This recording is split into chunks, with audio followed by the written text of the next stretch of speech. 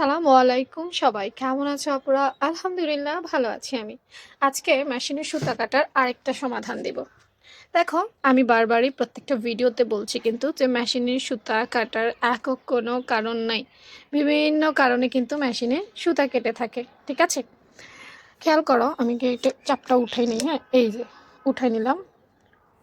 এটা নিচে একটা ছিদ্র আছে যেখানে এই সুইটা পড়ে। খেয়াল করো, এই যে এই সুইটা যেখানে পড়ে, হ্যাঁ, এই দেখো, এই প্লেটটা কিন্তু ধারালো। মনে করো এটা হচ্ছে একটা ব্লেড।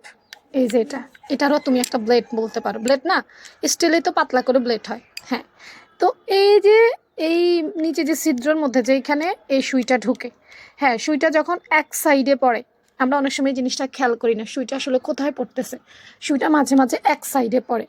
আর সুইটা এক সাইডে পড়ার কারণে দেখা যায় যে সুই এবং নিচের প্লেট দুইটার ঘর্ষণে তোমার সুতাটা কেটে যায়। সুতাটা নরম জিনিস, তাই না? আঁশ জাতীয়, তুলা জাতীয়। তো এই ব্লেড আর এই ব্লেড, এই দুইটা ব্লেডের এই সুই এবং নিচের প্লেট, এই দুইটার মাঝখানে যখন চিপার মধ্যে সে পড়ে তখন টাস করে ছিঁড়ে যায়। এই জন্য এই সুইটা একদম মিডল পয়েন্টে পড়ছে কিনা, এই ছোট্ট মিডল পয়েন্টে পড়ছে কিনা, এটা তোমাদেরকে চেক করতে হবে। এটা চেক না করলে সুতা কিন্তু বারবারই কাটবে। হ্যাঁ, এগুলো একটু চেক করে আপু সিরিয়াল বাই সিরিয়ালে দেওয়ার চেষ্টা করছি।